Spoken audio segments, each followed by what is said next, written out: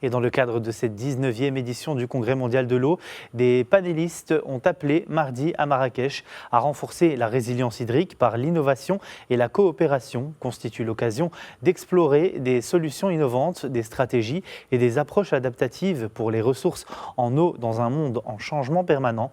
Noha Bazir, notre envoyé spécial à Marrakech, nous fait le point. Alors en effet, il y a eu de nombreuses récompenses qui ont été décernées au Congrès mondial de l'eau, à des organismes, à des sociétés qui innovent dans la gestion des ressources hydriques, mais également dans l'innovation pour trouver des solutions plus innovantes et qui permettront de gérer durablement et de façon résiliente les ressources en eau. Et pour parler des thématiques et également des enjeux de ce congrès, se trouve à mes côtés Monsieur Salahdine Dahbi, qui est directeur général par intérim de la direction générale de l'hydraulique. Bonjour. Bonjour madame. Alors on a vu pendant ce congrès qu'une des thématiques majeures est comment gérer l'eau dans un monde qui change entre innovation et adaptation. Comment est-ce que ces thématiques peuvent-elles contribuer au renforcement des stratégies marocaines de lutte contre le stress hydrique? Merci. Donc tout d'abord, il faut dire que c'est la deuxième fois que le Maroc abrite ce congrès.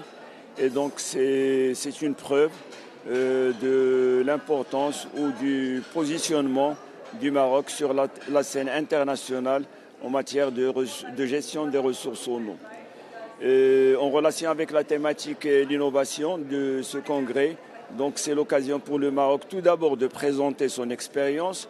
En termes d'innovation, les expériences sont multiples. On peut citer à titre d'exemple tout ce qui est technologie donc, très avancée en matière de dessalement d'eau de mer, avec l'utilisation bien sûr des énergies renouvelables. On peut citer également tout ce qui est procédés technologiques automatisés et de télémesure pour la surveillance, le suivi des ressources en eau et leur utilisation, que ce soit sur le plan quantitatif, le suivi de la quantité d'eau qui transite, mais également qualitative. On peut citer par exemple tout ce qui est traitement complémentaire des eaux usées par des technologies telles que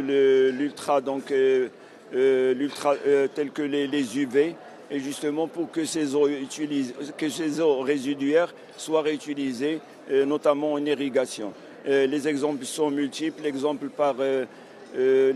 de procédés de plaques photovoltaïques flottantes sur les retenues de barrage pour empêcher l'évaporation, mais également pour la production de l'énergie. Comme je disais, donc les exemples sont multiples. Et donc c'est l'occasion au cours de ce congrès pour présenter toutes ces expériences-là, mais bien sûr on reste ouvert à toutes les autres expériences. C'est l'occasion d'apprendre également les expériences surtout réussies des autres pays, et bien sûr dans l'objectif de toujours rester à l'avant-garde de tout ce qui est utilisation des technologies de pointe dans la gestion et le traitement des eaux d'une façon générale. Alors, on l'a vu, le Maroc met en place de nombreuses initiatives pour mieux gérer ses ressources hydriques en termes de barrages, en termes de stations de dessalement d'eau, mais également en termes de réutilisation des eaux usées. Aujourd'hui, quelles sont les priorités du Maroc en termes de gestion de l'eau?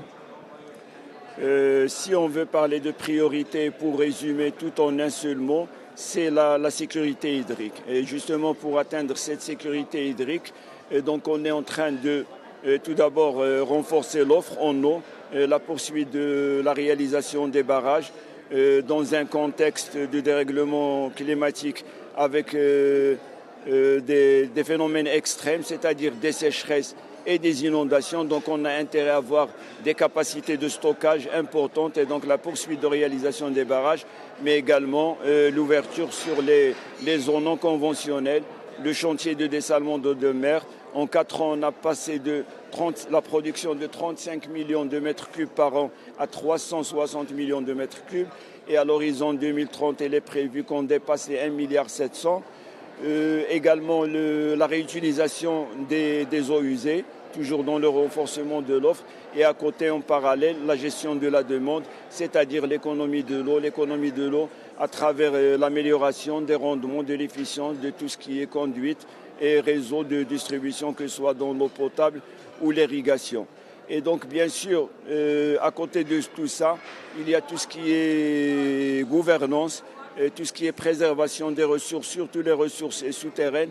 Et dans ce cas, on peut citer le cas de la gouvernance à travers les contrats de nappe, qui sont un cadre contractuel de gestion participative de tous les intervenants dans l'utilisation des eaux souterraines. Eh bien, merci infiniment, M. Salaheddine Dehbi. Je rappelle que vous êtes directeur général par intérim de la Direction générale de l'hydraulique. Merci. Merci à vous, madame.